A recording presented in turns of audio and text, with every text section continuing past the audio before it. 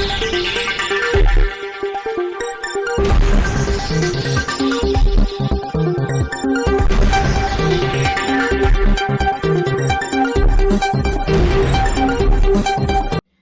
દર્શક મિત્રો, આપ જોઈ રહ્યા છો શિરોડ સમાચાર।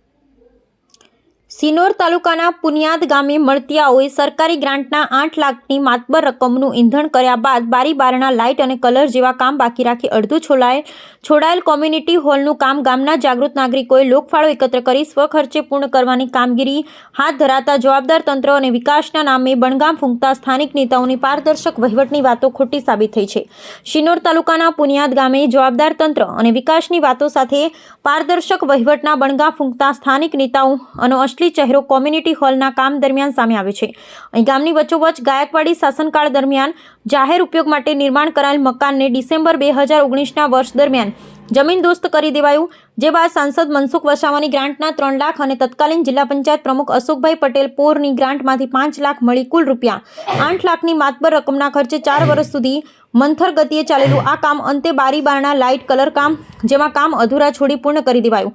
આ અંગે લેખિત મૌખિક અનેક રજૂઆત તાલુકા જિલ્લા કક્ષાના જવાબદાર અધિકારીઓને કરવા છતાં આજ દિન સુધી અધૂરા આ કામ બાબતે કોઈ કાર્યવાહી કરાઈ નથી। પારદર્શક વહીવટની વાતો કરતા ગામના જવાબદાર નેતા તત્કાલીન ગ્રામ પંચાયતના સત્તાધીશ પણ ગમે તે કારણોસર આજ દિન સુધી મૌન સેવી આ કામ પૂર્ણ કરવામાં શરેઆમ નિષ્ફળ રહ્યા।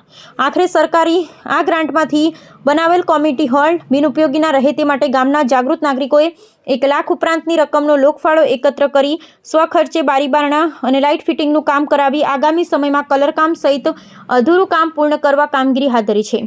વિકાસની મુંહફાંટ વાતો અને પારદર્શક વહીવટના બણગા ફૂંકતા તંત્ર, સ્થાનિક નેતાઓ, તત્કાલીન સમયના પંચાયતના સત્તાધીશો માટે આનાથી વધુ શરમજનક બાબત બીજી શું હોઈ શકે।